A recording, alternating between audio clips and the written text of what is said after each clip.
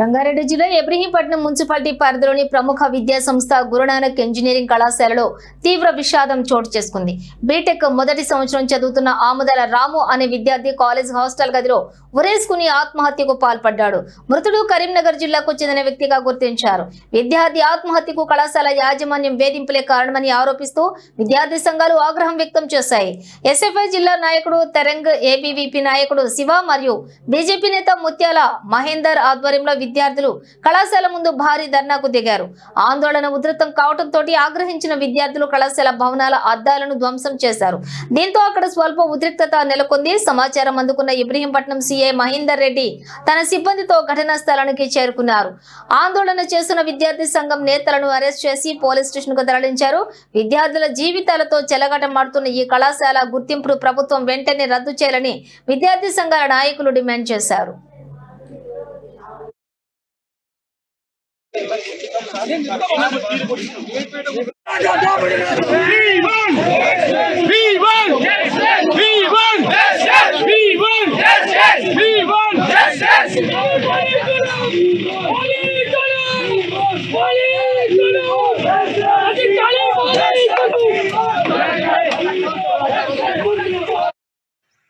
నా పేరు తరంగ్, నేను ఎస్ఎఫ్ఐ ఇబ్రహీంపట్నం డివిజన్ కార్యదర్శి.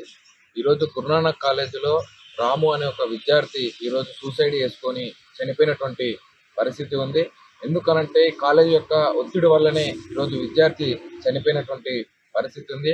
తన యొక్క హాస్టల్లోనే నివసిస్తూ సొంత రూమ్ని ఏదైతే కేటాయించినటువంటి హాస్టల్లో అతనికి అక్కడ ఉన్నటువంటి 2 గంటలు తర్వాత ఓపెన్ చేసి చూసినటువంటి పరిస్థితి ఉంది.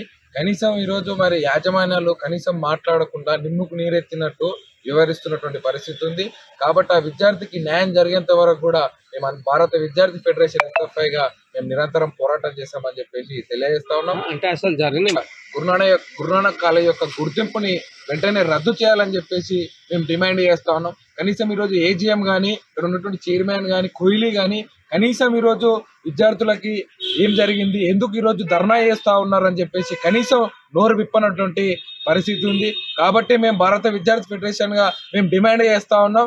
ఈరోజు విద్యార్థుల పైన కనీసం చదువుల పైన లేనటువంటి ధ్యాస, డబ్బుల పైన ఉన్నటువంటి ధ్యాస కనీసం ఈరోజు విద్యార్థుల యొక్క భవిష్యత్తు పైన లేదని చెప్పేసి మేము తెలియజేస్తాను. కనీసం ఆ విద్యార్థి చనిపోయిన 2 గంటల తర్వాత కూడా ఈరోజు సెక్యూరిటీ వాళ్ళు చెప్పినా కూడా నింబుకు నీరెత్తినట్టు వివరిస్తూ ఓపెన్ చేయనటువంటి పరిస్థితి ఉంది. కనీసం ఏం జరిగింది, ఆ విద్యార్థికి ఎందుకు సూసైడ్ చేసుకుండు అని చెప్పేసి మేము ఈరోజు విద్యార్థి సంఘంగా ఎస్ఎఫ్ఐ వెళ్ళి అడుగుదామని వెళ్తా ఉంటే కనీసం ఈరోజు పోలీసు వాళ్ళ యొక్క అరాచకాలు పోలీసుని ఈరోజు అడ్డం పెట్టుకొని ఈరోజు నడుపుతున్నటువంటి పరిస్థితి ఉంది. ఖబర్దార్ రేవంత్ రెడ్డి గారు కానీ ఈరోజు కోహ్లీ గారిని కానీ మేము అడుగుతా ఉన్నాం. ఏదైతే సీఎం రేవంత్ రెడ్డి తన యొక్క దగ్గర ఉన్నటువంటి విద్యాశాఖ కనీసం ఈరోజు నోరు విప్పి మాట్లాడనేటువంటి పరిస్థితి ఉంది.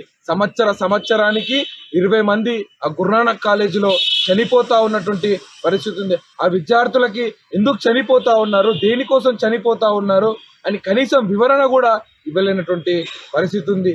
కాబట్టి భారత విద్యార్థి ఫెడరేషన్ ఎస్ఎఫ్ఐ ఆధ్వర్యంలో ఆ విద్యార్థికి చనిపోయిన ప్రాణం ఎలాగో రాదు. కాబట్టి ఆ విద్యార్థి తల్లిదండ్రులతోటి మాట్లాడతాం, ఆ కుటుంబాలతోటి మాట్లాడి అక్కడ రేపు జరిగేటువంటి